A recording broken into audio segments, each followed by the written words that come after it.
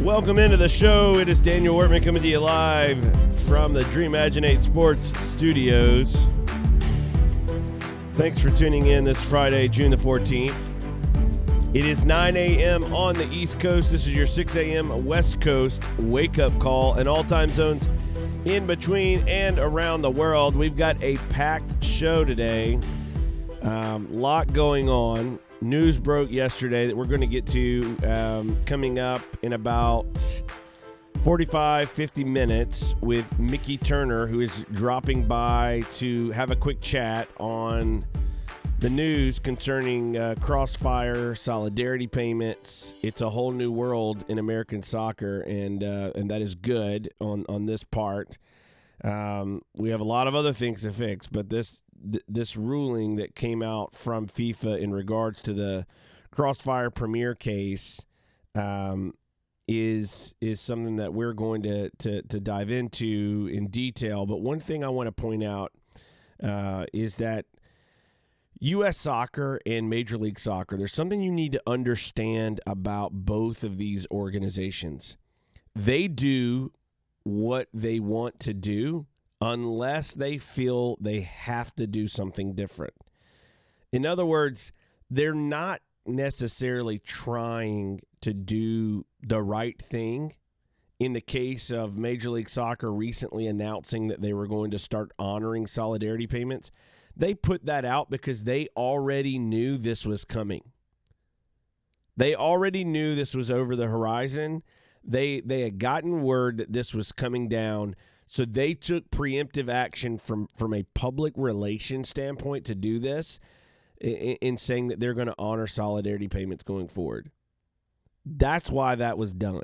Everyone was lauding them for finally being FIFA compliant. They were being FIFA compliant because they already knew they had to be. They knew that they were already going to be called out on this with the Crossfire case, and so they tried to get out ahead of it. It was the smart PR play to do that.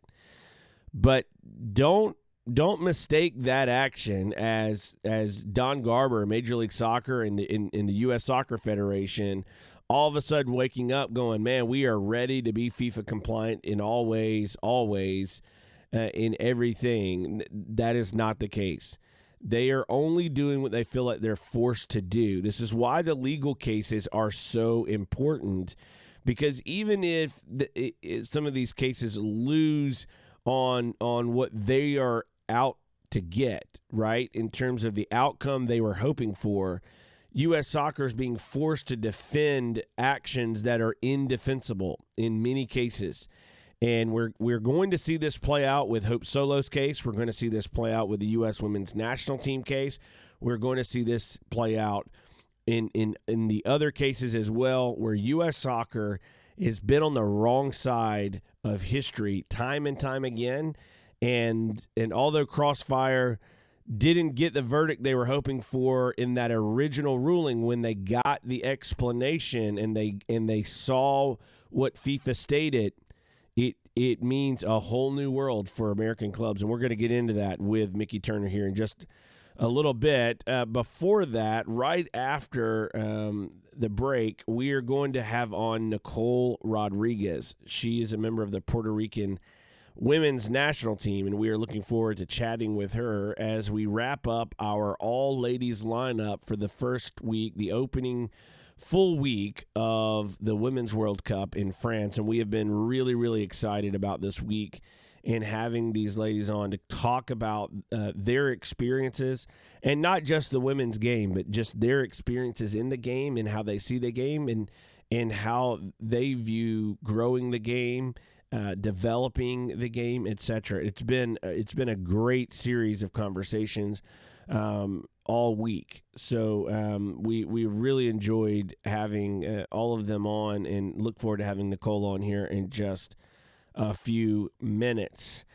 So this thing with Crossfire, we're going to get into this again with Mickey Turner. He was not originally on the lineup, but I reached out to Mickey yesterday and said, hey, can you come on the show today? This this story is worth a quick conversation on, and so he's graciously been able to work his schedule out and come on the show at around 9:50 Eastern today, and right after we finish up with Nicole, and so we are excited about having that conversation a little bit later on. So, look, the Women's World Cup keeps on keeping on. Australia yesterday had a dramatic comeback after being down 2-0 to Brazil, comes back and wins 3-2. I mean, every day this tournament is getting better and better, and no telling where it's going to go. But, only time will tell. But we are, we are following, all this action for the next few weeks, and it just highlights the fact that the importance placed on the Women's World Cup is improving, but it needs to still get better. There still needs to be more, and the more that these European clubs start placing a priority on the women's game, the more we are in trouble in the U.S. when we have a pro league with only 9 teams. And there's a way to make it way more than 9 teams. And make it successful. And that way forward is the same way forward we need on the men's side, and that means open up the system and let anyone who wants to try to be a professional team and build the biggest club they can build anywhere they want to build it in the U.S. and see where it goes. And the women will be better for it. They'll certainly get paid better for it because they won't be locked into stupid minimum salaries of $10,000 a year, which is laughable. It's quite frankly disgusting that our federation has sanctioned that kind of payments at a professional level, and the way that they are limiting the women's game is ridiculous, and needs to get better, needs to be improved dramatically. Going forward. So the sponsor this half hour is Dutkik Brand, DUTKIG brand.com. Again, that is DUTKIG brand.com. They are the makers of really, really cool soccer products. These football products are journals. They are T-shirts. I mean, there's planners, waterproof planners. I mean, incredible stuff. Check them out. Use the promo code DWSHOW. Again, that is DWSHOW, and you will get 10% off your order and support the show at the same time. We will be right back after this break with Nicole Rodriguez.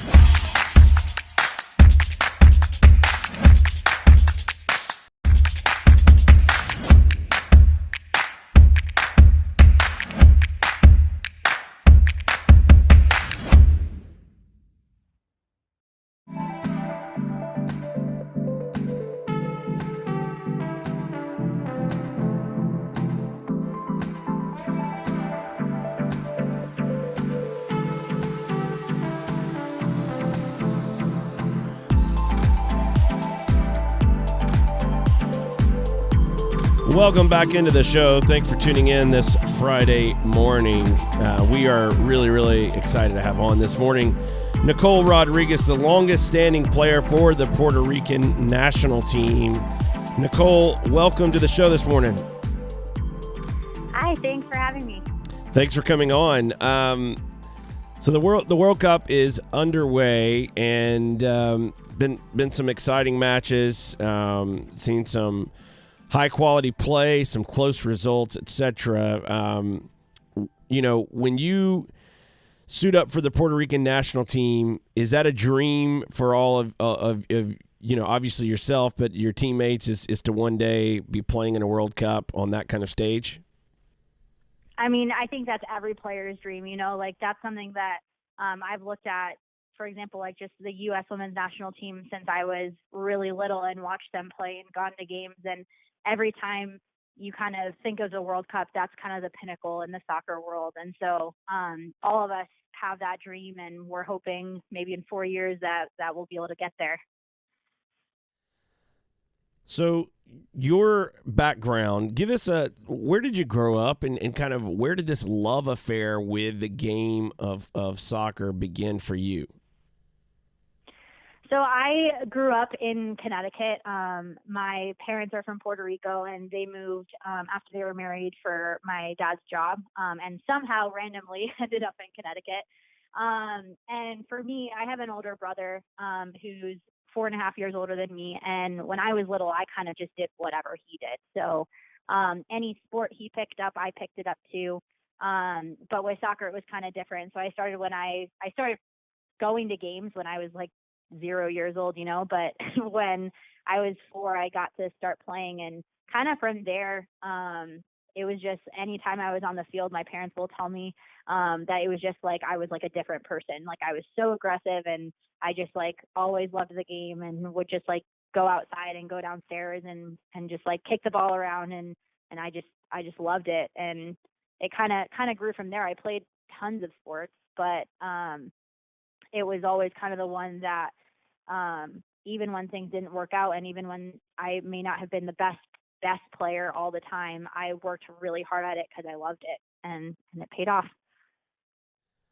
So growing up in Connecticut, what was access like for you as a player in terms of leagues, teams, maybe travel, club soccer, etc.? What was that access and opportunity like for you as a girl growing up in Connecticut? So it was actually, I think Connecticut has a pretty good system, which I was lucky to have. I pretty much played rec all the way through 6th grade, actually.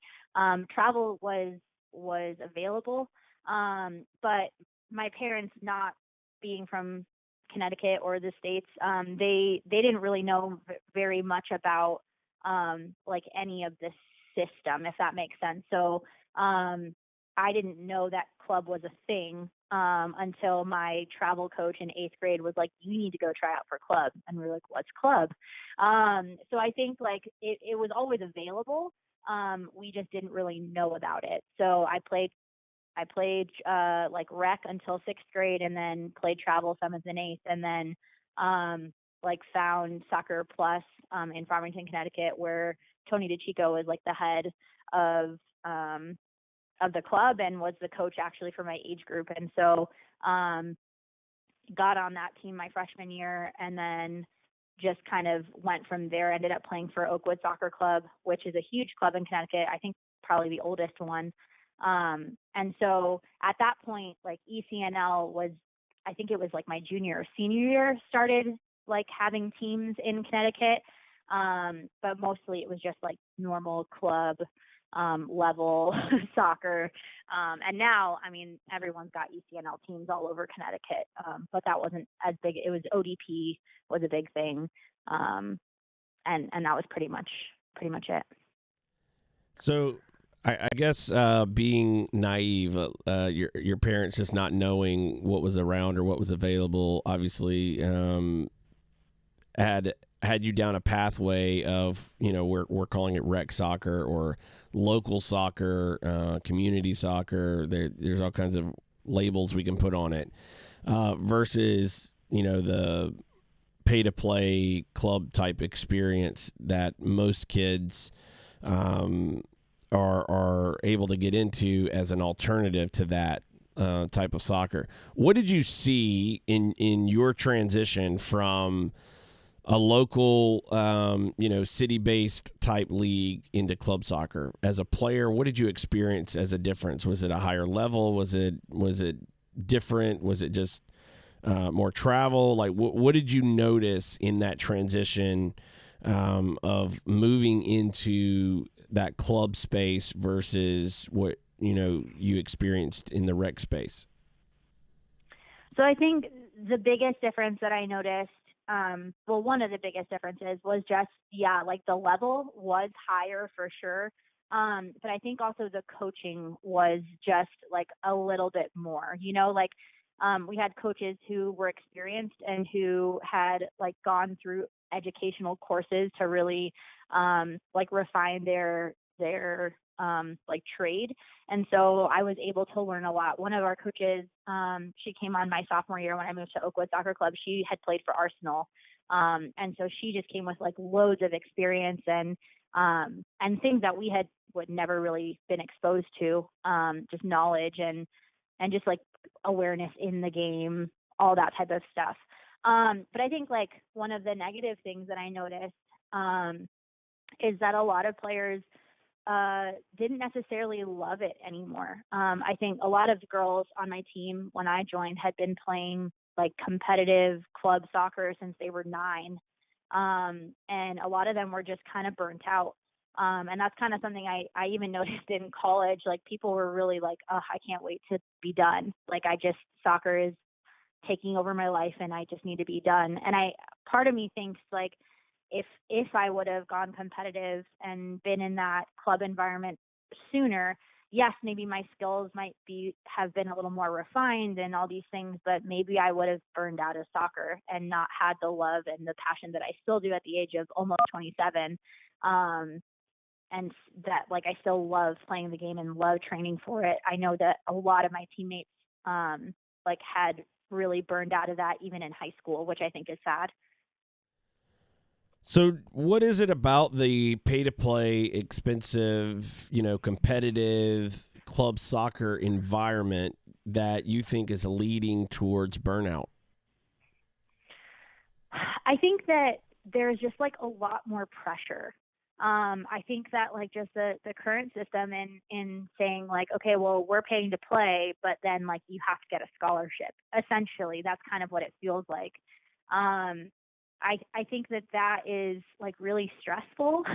And I think like some people can thrive in that and really take it as a challenge, but other people just like players will kind of just like lose steam. Like it's all year round. I mean, at least when I was playing club, we had a break. Like we had a little bit of a break. And like club wasn't allowed to touch us during high school season in the fall. And so then like we played high school and like really enjoyed that. Like I think high school was a really important part of like my development and just continuing my passion and love for the game. And then come November, then it was like indoor club and then we went outdoors. And then we went in through like probably till July 1st, but then we had a good break, like I had a month where it was like, okay, I can kind of detach a little bit.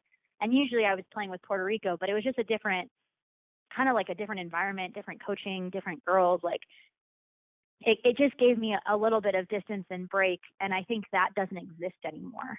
And so that's something that I think is one of the leading, like I think that's why there's so many injuries now, because there's really no break.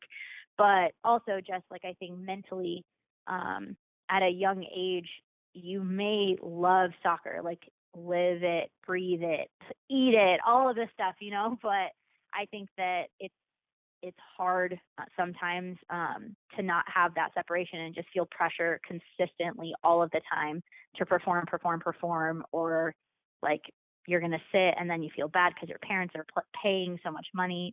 I think that's just like a whole load of things. Well, that definitely, feeling that pressure and all that is, you definitely, before you get to burnout, you lose the joy.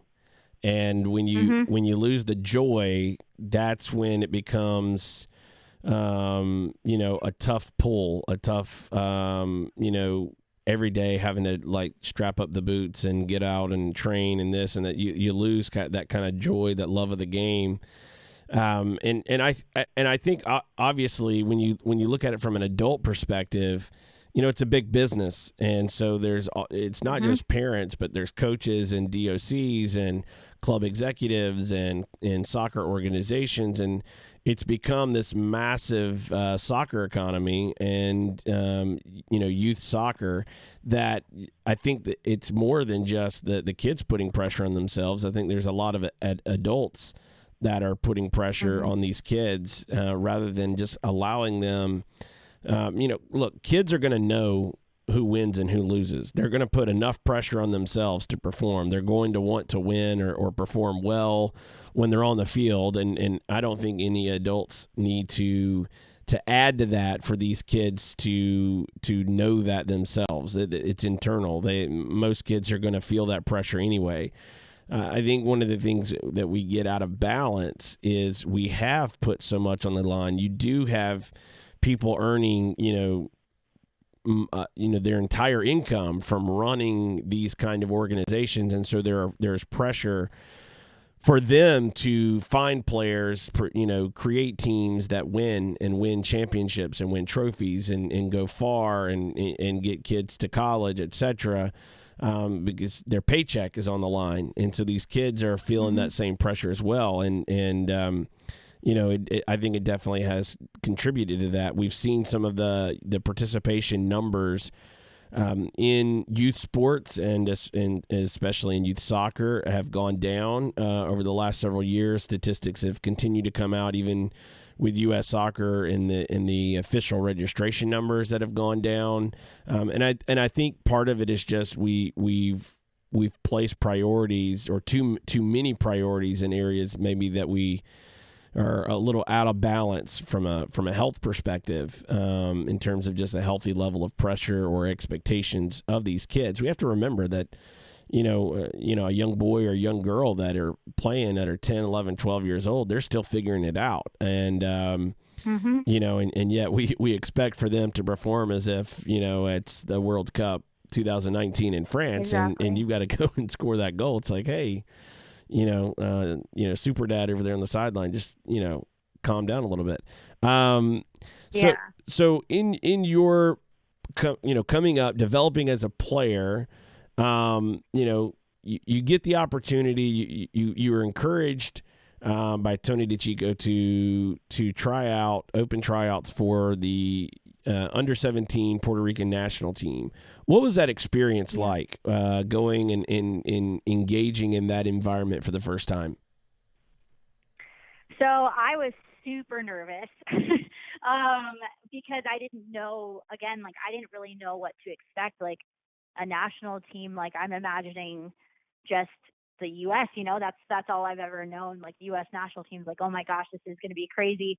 And I think that it was the first time that I ever like really, really, really wanted something, like so much so that I was willing to do absolutely anything to get on this team. And so like I went to the tryout and um it was an open tryout and it was I think it was like during Christmas time, and we always go down to Puerto Rico for Christmas because that's where the rest of like our extended family lives. And so I was down there and I tried out, and the coach said, um, you're good, but there's a lot of things you need to work on. So you can come back in the summer and train with us all summer, and you might have a shot at getting on this roster. And the level of girls that was there was good. Like there was a lot of players who were from the island that were very talented and just really raw talent, because at that point the league in Puerto Rico for a women was like non-existent really. Like there wasn't a superior league. There wasn't like the youth, like girls had kind of just started playing. A lot of these girls had started playing at the age of like 10, 11, 12, as opposed to, in the US, usually it's like 4. And so like it was really raw talent, but like it was gritty and it was tough and people worked super hard. Um, and I wanted to be part of that. So I went home and I worked harder than I had ever worked in my life. And then went back that summer, trained with them twice a day, every day for pretty much the whole summer, and then was able to land a starting spot on that roster, which was awesome. So you get a spot on the roster, and it begins this journey with the Puerto Rican national team and the program. And you mentioned, you grew up in the U.S. and you're expecting, this kind of experience that you just, everybody has a picture in their mind of, what this is going to be like when you get to wherever it is you're going, no matter where you're at in life, whether it's a vacation, whether it's, a playing opportunity, whatever it is, everybody has this picture in their head. Okay, this is what we're going to go to. This is what I'm going to experience. You get there in your initial meeting. I read where you talked about how there were, holes in the field, syringes, all. So the playing environment there that you encountered was obviously, I'm assuming, different than what you expected whenever you left to go down and try out. What was that like? Comparing that, growing up playing in Connecticut and then showing up for a national team tryout, national team camp with Puerto Rico, and there's holes in the field and syringes, and what thoughts were going through your head at that point? So I've been asked this question a lot, and as I've reflected kind of on it, I think that for me, it was so exciting that I was being called into a national camp, and I was like, I didn't know any different, because it's not like, I knew different in like the club setting and all these things, that where our fields were incredible and we had amazing practice facilities. But in my head, I think I just was like, well, I'm on the national team, and this must just be how it is. And kind of as I've gotten older, I've noticed that same thing happens with all of the younger players. Like, no matter what's going on, and now, like, we as older players who have had experiences abroad and in colleges and all of these things, really see, like, whether, like, yes, this is how it's supposed to be, or no, like, this isn't right. The younger players are just so excited to be there and to have the opportunity to represent their country. And I really feel like that's how I felt. I was like, yeah, okay, this field is absolutely terrible. And like, yeah, okay, guys, watch out for that, like, syringe or used condom on the field. But like, for me, it was just like, well, I get the opportunity to play with the national team. And that was all that was on my mind. And at that point, it didn't seem like a big deal. My parents were like, this isn't right. But I think for them too, it was just like such an honor for me to be able to play and represent their country. And they were just like, well, maybe this is just how it is. Because of course, like, they've never had an experience other than a national team experience other than that as well. Well, and that makes sense. You get into the program, you train, you become a regular, a staple with the Puerto Rican women's national team. When you first joined the team, what was the conversation like amongst the players in terms of ambition, aspiration? What were you guys trying to to achieve as a goal for the team and for the program when you first joined the Puerto Rican women's national team program? So when I was 15 and playing on that U17 team, we were in the finals for the U17 CONCACAF World Cup qualifying, and I think none of us knew what that actually meant.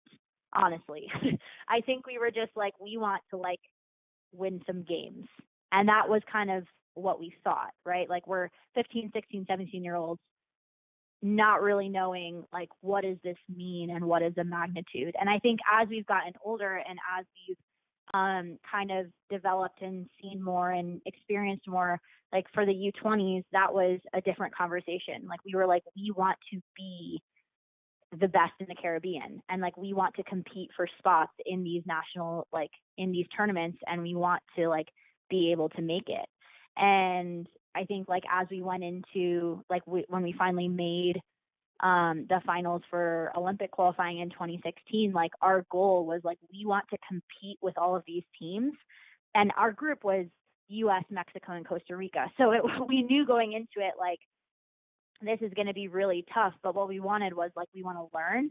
We want to gain this experience because, like, we're playing on a whole different stage than what we're used to. And the next time that we do this, we want to compete even better. But, like, you have to have a first time to compete and to understand, like, what does it take to be one of these best teams. And I think now, like, as we've kind of moved from that and as we're older, and as we've kind of seen the competition and been around for like 11, 12 years now, like, we really see, like, we can be the best in the Caribbean and we can make a World Cup. And that's what we want. I mean, we are working tirelessly, and we've got Olympic qualifying this fall. And I mean, our goal for that is just, hey, we want to pull out some wins we want to qualify for the finals. And then in those finals, we want to pull out some wins and, like, take every game and learn from every game, but really, like, make our stamp and start to be known, because then that gives us better friendly opportunities, et cetera. And then in 4 years, like, we want to be at the World Cup. Like, they're extending the amount of spots that CONCACAF is able to have. And we see that as, like, a huge opportunity for us, to kind of embrace and to go for it. How would you compare the Puerto Rican women's national team program to some of the other Caribbean islands and countries in terms of quality, in terms of player quality, and we'll get into some of the behind the scenes or off the field things in a minute. But when you look at your competition, obviously in this region, and even globally, the U.S. women's national team is the gold standard. But in terms of the rest of CONCACAF, how do you feel like your team and your teammates shape up or compare, especially to some of the other Caribbean opponents that you'll face? I think in the Caribbean, we've really made our mark. I mean, we've beaten every team in the Caribbean before. So, like, we know that we can do it. And we know that I think, like, if you were to look at our roster, for example, like, player for player, I mean, we aren't known, like, most of us, like, went to college, and the girls who went to, like, some of us have played professionally and that type of thing, but we're not a starter at Florida State who won a national championship. Like, that, we don't have very many of those players, but we have players who, I think, like, the difference between our team and one of the ways that, like, we really like, stand out is just, like, our, like, undying work ethic, and our commitment to our country, our program, and to each other. I think that, like, despite all of the things that have, or, like, in spite of, pretty much, like, all of the things that have kind of been stacked against us, like, we care about representing our country well. We care about being role models for the younger girls, and we care about like, showing well on the field. And the way to do that is by playing together and, like, working. Like, we do so much ourselves, like, individually to really make it happen. And we've gotten results, and honestly, that's entirely because each individual person on that team is willing to do whatever it takes to individually be ready, so that when we're together, we know that, like, everyone is prepared and we all trust each other, and we're ready to, like, grind it out. If it's, like, a 90-minute game, if we go into overtime, it doesn't matter. Like, we're going to grind it out. The team itself, the program, the players, it has not been, the roll out the red carpet. Obviously, we talked about when you first showed up for open tryouts, what the field conditions were like. Last year, you guys led a protest based on treatment, and we're seeing some similar type of issues in terms of financial support and et cetera, throughout the women's game in the world, even in the Caribbean itself. What led up to that moment for your team and your teammates, and what were some of the conditions and things that you all were having to deal with, that you finally just said, look, enough is enough. We need some changes. We need some improvements and some better support and resources from our federation. So I think kind of like what I said when we all first started, we were just like bright-eyed, bushy-tailed, like, oh my gosh, we're playing for our country. This is so amazing. I think as there's never really been an older crowd on the Puerto Rican national team because it's not financially or physically like viable in the state that it's in. And so we've kind of grown up in this program, but a lot of us have been able to, again, like go play professionally, play in really high level colleges, universities around the states. And we've seen what it means to be treated like a professional. And we've seen what it takes in training conditions and coaching in just like financial state, just care, like just like medical care and training care. We've seen and we've been exposed to what it takes to be at the highest level.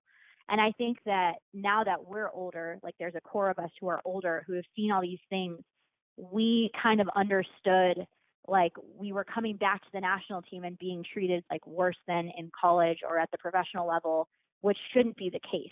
Like if you're representing your country, that should be the pinnacle of your career kind of.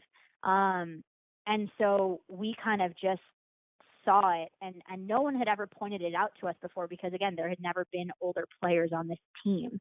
And so we just kind of talked to each other and we're just like, this isn't right. Like we are never going to get better and we are going to stay in the same rut that we have always been. If we are not willing to do something about it. And kind of our mentality when we started talking about this was like, hey guys, like we've got, let's say like 4, 5, 6 years left to play, but it's not really about like, we can start to be the change that then allows like all of these younger girls to actually experience what it should be like and like really have success. And obviously like we want success we want to be part of that success on the field and all these things. But I think our mentality and I think what kind of drove us was like, it's not good enough. And like no one helped us and no one like pointed out these things 11 years ago. And like, we have to be the people who are going to do it.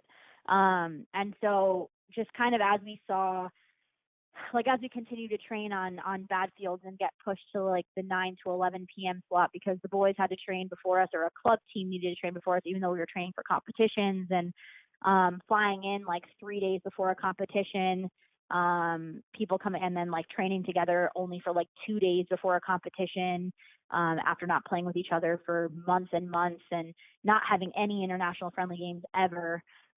We kind of just were like, enough is enough. Like we know that we have the talent and we know we have the will, but we need support and we need proper conditions in order to be able to do what we know that we can do. And so that's kind of what started it all. And that's kind of when we took matters into our own hands.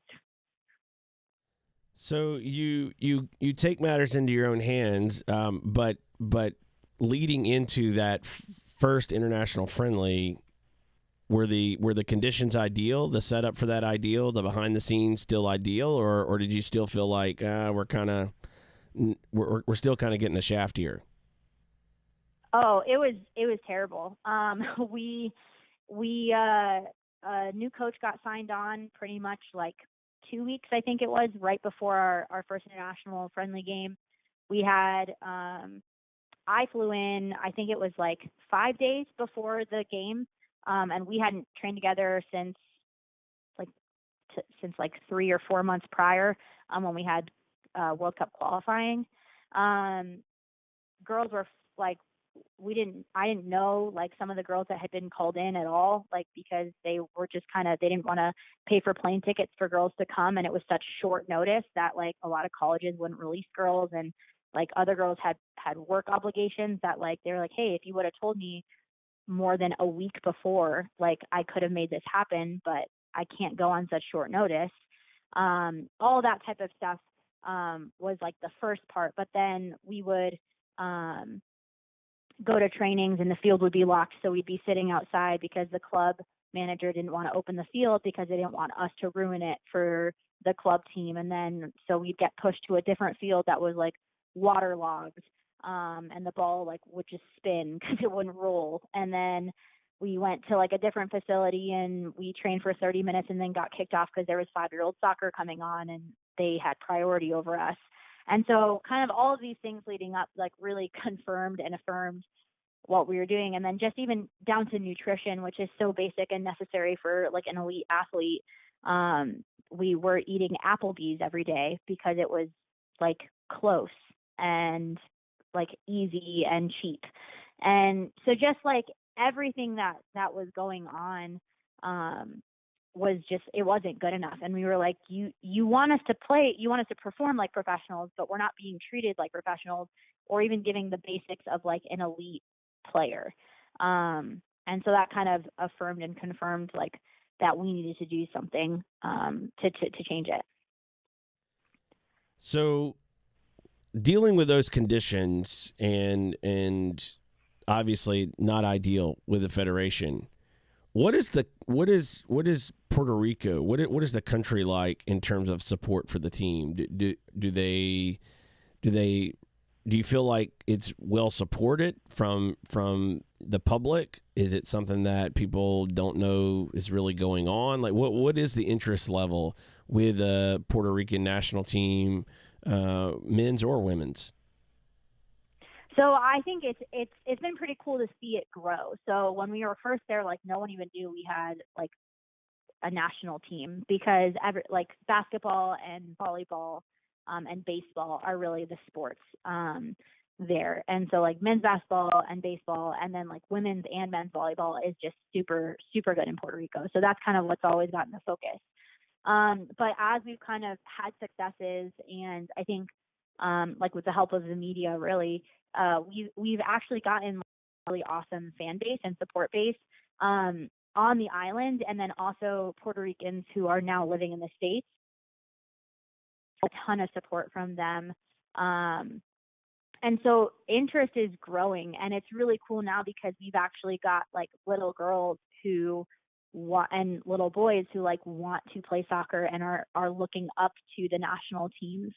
I think kind of in almost every country it's similar. Like the men's team, despite their lack of success, still have more support than we do, even though we have had more successes than they have. But I think that for both teams, the support is growing, and I think that kind of the culture and the climate on the island is right for soccer to continue gaining support.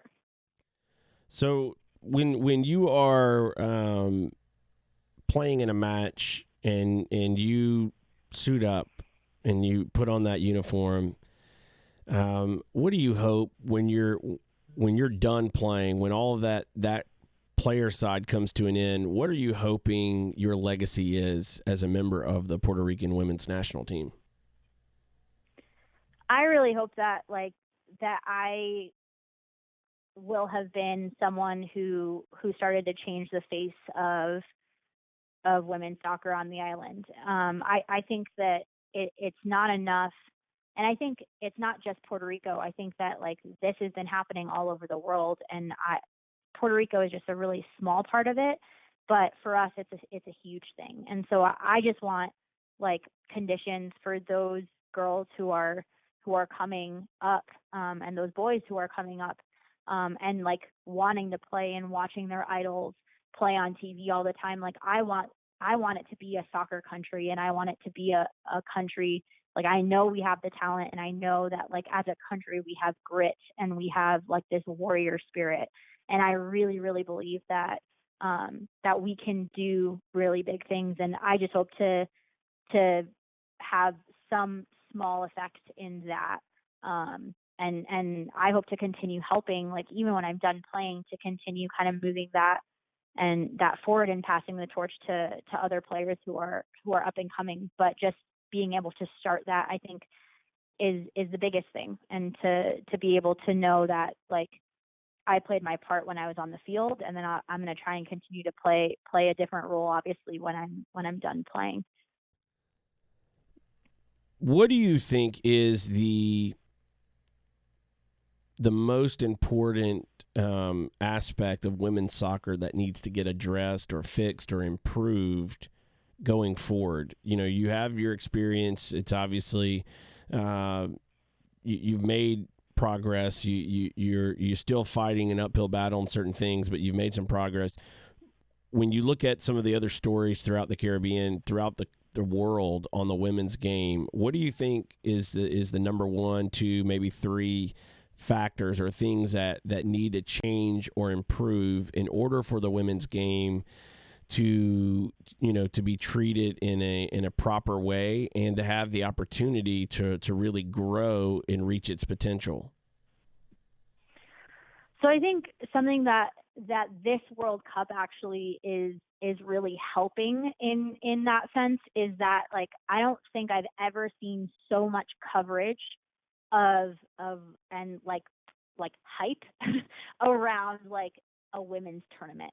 And I think that fact of having these role models and these incredible players and like sharing their stories and sharing their struggles and seeing their successes, I think that is super important, because like I think that if you don't see who you want to be, like, or like who you want to be like or whatever, like you may not get there. And so I think for young players, it's so important to see just this fan base, and this support and just these awesome role models.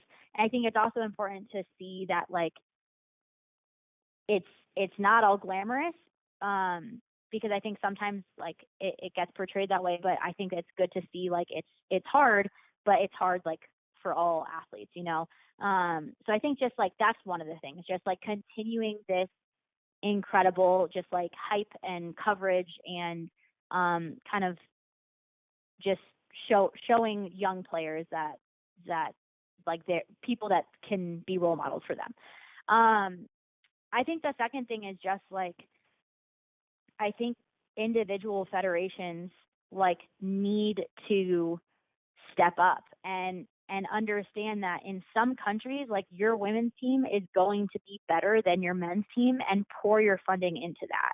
Like, I think that like around the world, it's known, like the men's side is known, but there are so many countries, and you can see the difference of the countries that are pouring resources into their women's side versus the countries that are not.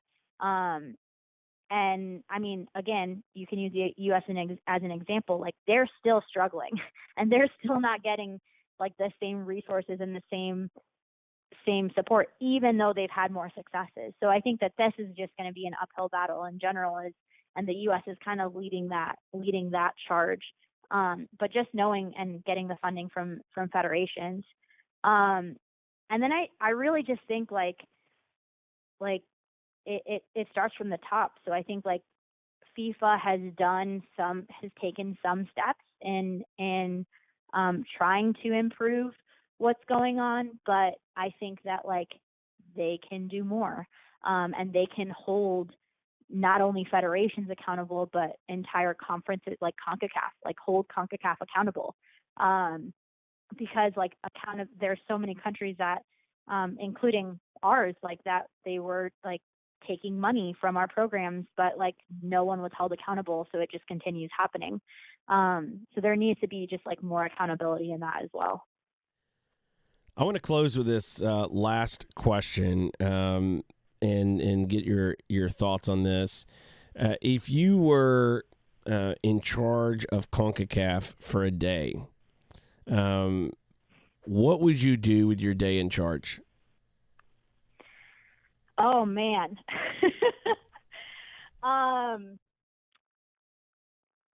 Man, that's a tough one. I think that it would be really important to kind of, I mean, and again, I think it takes more than a day. So I don't know how much effect it would be in a day, but I think that it's really important to, again, like look at what is each individual federation doing and how are they supporting not only their women's team, but also their men's team. Because, for example, like I know our men's team is better off than we are, but they've got a ton of the same struggles that we do.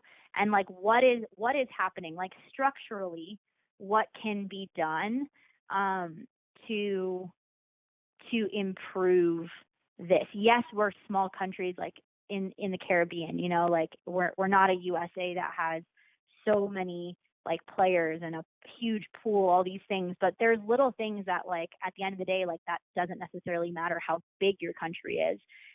There's little small structural differences that can and strategies, like just making a strategy and a long-term plan. I think that's the other thing in the Caribbean. Like there is no long-term plan for these countries. Like it's just like, oh, there's a competition. Okay, let's suit up and get ready for that competition. There has to be some sort of like viable, long-standing, step-by-step, like here's what we want to do, and this big step or this big goal, but here are all the little goals and steps that need to be done. And so kind of looking at the structural and strategic planning of all of these countries in CONCACAF and see like what is successful and what is not, and how can we kind of take what's successful in other countries and kind of apply that to the countries that are smaller and may need some help. Well, I think you did pretty good with your answer there. I know I put you on the spot. It's a thought exercise, and I love the answers I get when I ask these types of questions of guests, and I get requests for what are we going to talk about and different things. But it's always one of those that I like to leave behind because you do get kind of a processing as you're answering moment, and you get some really cool insight and ideas and solutions, possible solutions that could really benefit. So I appreciate you taking some time to think that through, and all of your answers and background on the Puerto Rican national team, your own career and growing up and playing. I think I have definitely enjoyed having you on to have that conversation. If people wanted to connect with you online, social media, whatever, how could they get in touch with you, learn more, hear more of your story, connect with you online? So my Twitter is at @N_Rodriguez18.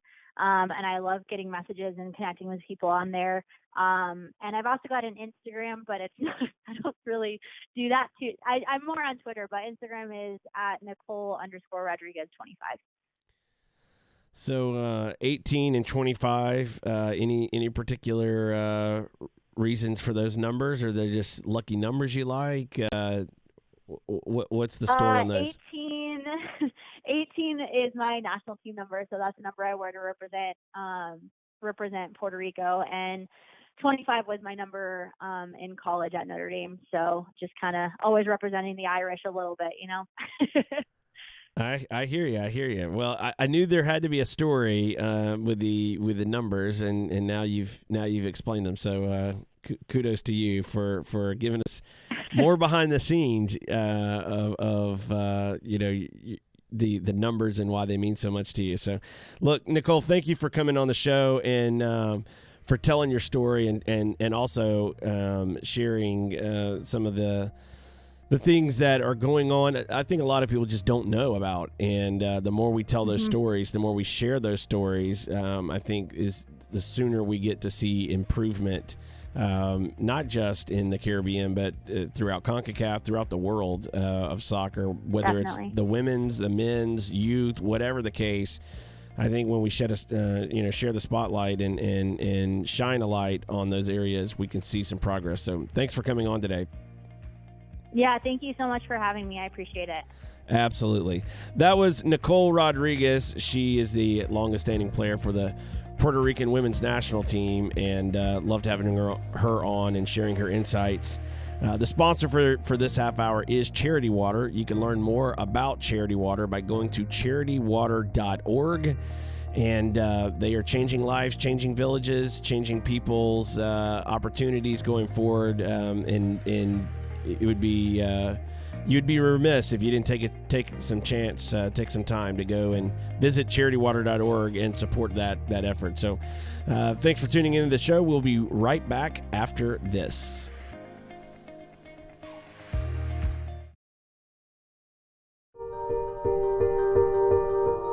No one, no man, no woman, no child should ever have to drink green water with bugs, with algae, with disease in it. Bad water and a lack of toilets kills more people than all the wars in the world. We know how to bring clean drinking water right now to every single person on earth.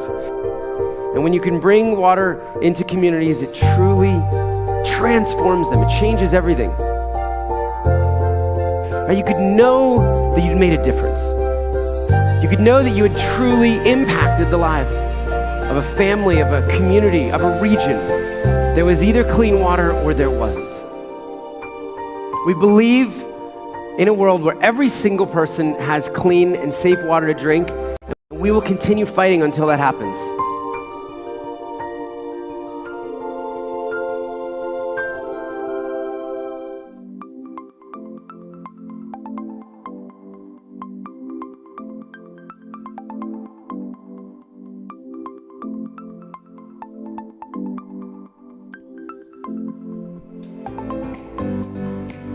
Welcome back into the show, and I really thank Nicole for coming on. And now joining us is Mickey Turner.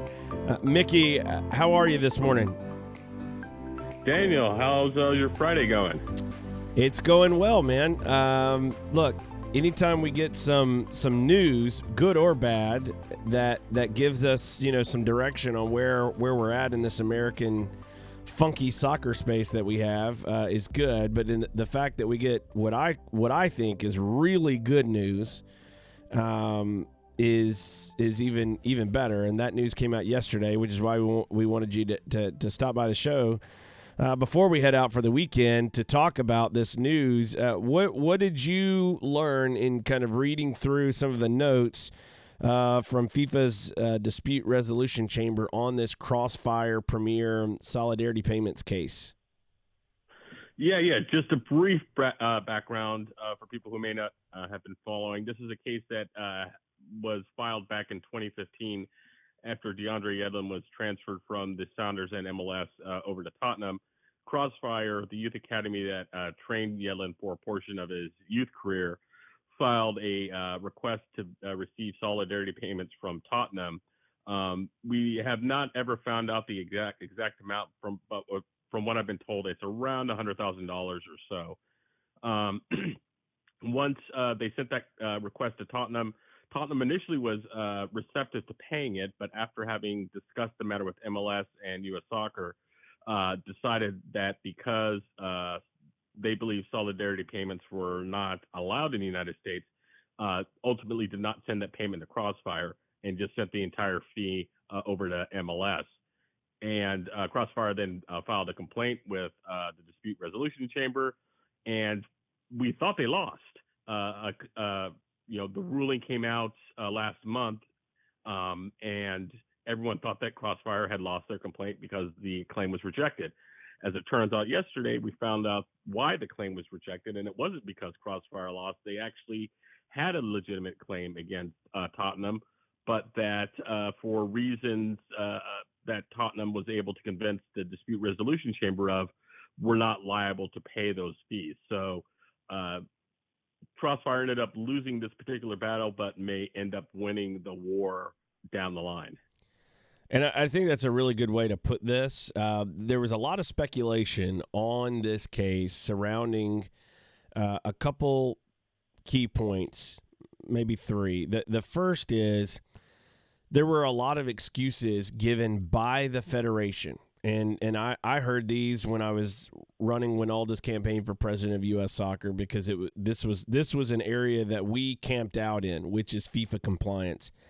Sunil Gulati, at the time, the current president of U.S. Soccer, got up in a U.S. Youth Soccer forum and uttered all kinds of legal nonsense and excuses as to why issues like solidarity payments couldn't be used. It was the kind of their go-to excuse that most in U.S. soccer just were like, okay, well, Sunil spoke, so I guess we just can't do anything. And we kept saying that's just not the case. That there is no there, the child labor laws and all these other legal excuses that has nothing to do with this system, and there is no U.S. law preventing this. This is just an excuse. This is U.S. soccer and MLS working hand in hand to keep funding away from the rest of these clubs. So that was one thing, that was part of this whole thing. The second thing that was often used in this aspect, specifically with Crossfire, but others, is the pay-to-play system. So there were a lot that argued that, because Crossfire is a pay-to-play youth club, they can't file for this. And there was never anything in the statute from FIFA that banned payments to pay-to-play clubs. It's not even addressed. So there was a lot of speculation on that. And the third aspect of this was the record keeping of U.S. soccer, which is, probably of all of the things, including what the DRC found on the Crossfire case specifically, in terms of U.S. soccer working with MLS to keep the money away from Crossfire and telling Tottenham to just pay the money to MLS. Beyond that, I think that the area where U.S. soccer opens himself up to potential real danger is not fulfilling their obligations as a federation domestically, but also a federation under FIFA in their record keeping, which Tottenham used as a dispute in trying to avoid being punished, which was the player passport issue of the record keeping. And there's all of these disputes back and forth on that part too. And in all of those cases, FIFA came down on the side of Crossfire Premier. So they did not say that the business model prevents it from receiving solidarity payments. And they also said that the player passport, even though the records may have not have been perfect, there were enough records to prove that they should get something. So I think you're right. This was a case of maybe losing a battle. I don't know that they even lose the battle in the long run. I think they've got a clear opportunity now to get that money from MLS. What are your thoughts on that? Yeah, so lots of stuff there, and I have a story coming out in the Athletic, shortly, probably within the hour. I've talked with Lance and done some analysis of the ruling from the DRC, and you're pretty much spot on all points. The DRC did not find that the pay-to-play model that Crossfire and other youth academy programs in the United States use was a problem at all. So that opens up all the possibility of youth academies pursuing these payments for players who move on and join leagues overseas. They also found that the record keeping, at least as far as Yedlin was concerned, was not a problem. That does not speak to the issues with Michael Bradley and Clint Dempsey, where there were no player passports, essentially because U.S. soccer's record keeping was so incomplete. That's essentially been resolved at this point. They now do have a player passport system in place, but that doesn't really address players who, like I said, Clint Dempsey and Michael Bradley just simply did not have those records because U.S. soccer wasn't keeping them at the time. And after talking with Lance, you can bet that they will be pursuing that claim against MLS and or U.S. soccer for the Yedlin deal specifically, so that they will be going after that money. Lance told me that directly. And it's just a matter of how they go about pursuing that money. It's likely that they will talk with U.S. soccer first and try to try to not have another lawsuit that the federation would be embroiled in. Even though, again, we're not talking about huge money here, in the Yedlin case, again, it's by all accounts, it's around $100,000, and that's not a huge amount of money, but that's certainly something that they will be going after U.S. Soccer and MLS for. And they'll try to do it nicely at first, and if that doesn't succeed, then they'll accelerate their efforts to recoup that money. But they are certainly going after that at some point. Well, I think the $100,000, it could be $1, but it's precedent, and so my hat's off to Crossfire and to Lance and all of those people involved in pursuing justice. If that justice is $10,000, $1 million, $100,000, I don't think the monetary amount at this point is the issue. I think if you look at some of the comments from Lance publicly in this news, I mean, he even talked about how it's a great day for American youth soccer. To me, this is a matter of principle and precedent more so than even the money, and following that through to the end is about making sure the precedent is in place and official, and there is no more wiggle room for U.S. Soccer and MLS to collude with one another to prevent an organization like Crossfire from getting, compensation that they should be receiving based under FIFA's rules. So I think it go ahead. It's probably good to, at least at this point, separate U.S. Soccer from MLS. Because obviously MLS at this point has said that they are going to both pay and pursue solidarity payments and training compensation. We may question the motives for why they decided to do an about face, but at this point they are going to fully participate in the system.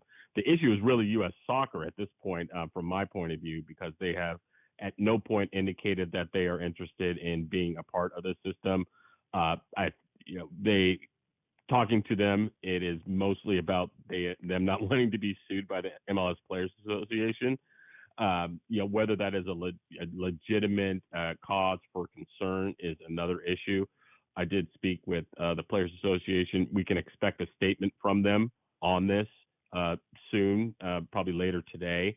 As you can imagine, they are not pleased with this news, and they have steadfastly opposed the training compensation and solidarity payments based on the fact they think it restricts player movement. So that's going to be interesting to hear from them. Hopefully, I don't think the statement will be available in time for my story, but we'll certainly update it once it comes out. And so U.S. Soccer has had this position for quite some time, and it doesn't appear that's going to change. They're not going to they declined to comment for my story, I should say. But we'll see what they have to say going down the line, especially once Lance sends them a nice letter asking to resolve these issues.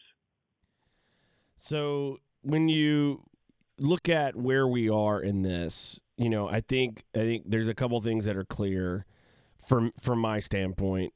Not to put words in your mouth, but you can agree or disagree with this. But two things. One is I think that MLS's preemptive action, and I said this at the top of the show, preemptive action to say we're now going to honor solidarity payments is because they got wind that this was coming, and that was a PR move to basically try to get out ahead of this going forward and not have stink all over their face with this ruling coming out.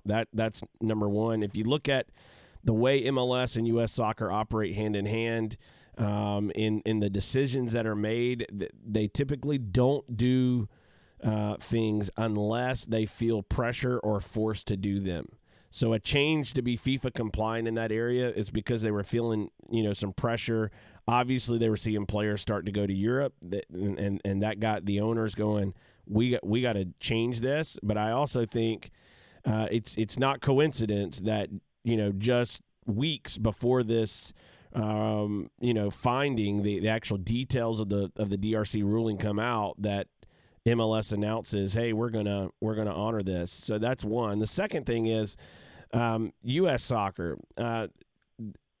Across the board, what I keep running into in conversation after conversation is a lack of leadership. And that's what I see here. This whole idea of neutrality and this, that, and the other is simply just not leading, not doing what they're chartered to do, which is be the national governing body of soccer for everyone in this country and honor every FIFA rule unless a U.S. law intervenes. And it's quite clear, unless, Mickey, you can inform me and the audience that Congress didn't pass a law in the last 90 days or so that changed some things, that being able to honor solidarity payments proves there was no law, there was no precedent that prevented that. So when you look at these two aspects, MLS trying to get out ahead of this with PR and U.S. Soccer just not doing their job as a federation member of FIFA, where do you see this going forward in terms of FIFA compliance in all areas? Do you think that this could lead to us seeing more things fall the right way for those of us who want to see U.S. Soccer fully FIFA compliant? Oh gosh, that's a big big question. So as far as the I guess where we see this specific issue going on, solidarity payments and training compensation, it's difficult to say because there's, as you say, there's no specific law that says solidarity payments and training compensation are illegal per se. What U.S. Soccer and the MLS Players Association are basically trying to say is that there is some underlying legal theory that could be interpreted to not allow those things. So that would require a lawsuit to occur, either from the MLS Players Association or from a player specifically saying, because this system is in place, I was prevented from moving, and that requires a plaintiff to prove that. A player. So that obviously hasn't happened yet, and it's difficult to prove. It's somewhat speculative. So it's that's going to be a difficult issue. Regarding the overall issue of compliance with FIFA statutes, it's and you're kind of getting into I assume kind of the pro-rel thing. It's on that score again. There's no specific statute that prevents promotion and relegation from being implemented. The issue is that that's going to result likely in a lawsuit on antitrust grounds, and so again that's going to it's unlikely that U.S. Soccer is ever going to force that to happen. So what's the remedy there to try to get them to do that is probably to file a grievance with the USOC or hope that the Court of Arbitration for Sport, where Dennis Crowley and Ricardo Silva are before, requires them to do so. So those are the best options if you're wanting to see those systems implemented. But it's not likely that U.S. Soccer is going to do it on their own because, again, they are lawsuit adverse at this point, and it's not something they're going to want to do. So then you're going to have to pursue some other avenue to get compliance on those issues, which would involve, like I said, the cost ruling or filing a grievance with the USOC and trying to get some redress there.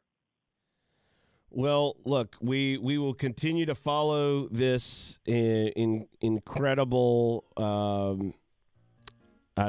mess of dysfunction that is U.S. Soccer and all of the different issues that keep arising. But Mickey, thanks for dropping by the show and filling us in on what you've learned and what you foresee coming down the road.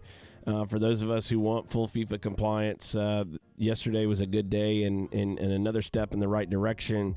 I agree with you. It's going to be a long haul and a long road, but I feel like justice is on our side, and it's just a matter of time, however long that is. So keep the fight, keep the faith, everyone. We can get there. So, Mickey, thanks for dropping by, and hope you have a great weekend. Thanks, Daniel. Talk to you later. All right, my guy. That was Mickey Turner dropping by the show and spending a few minutes with us as we head to the weekend and enjoy some more Women's World Cup to talk about the FIFA DRC Dispute Resolution Chamber speaking on Crossfire's Solidarity Payments case. If you don't know about that case, we'll get more into that next week. Fascinating stuff, but I would like to just say publicly a thank you to Crossfire for continuing to pursue this all the way through. You're doing good work up there in Washington. So thank you. Have a great weekend, everybody. Hope you tune in again on Monday. As always, weekdays live at 9 a.m. Eastern Standard Time on DanielWorkman.com. See everyone Monday.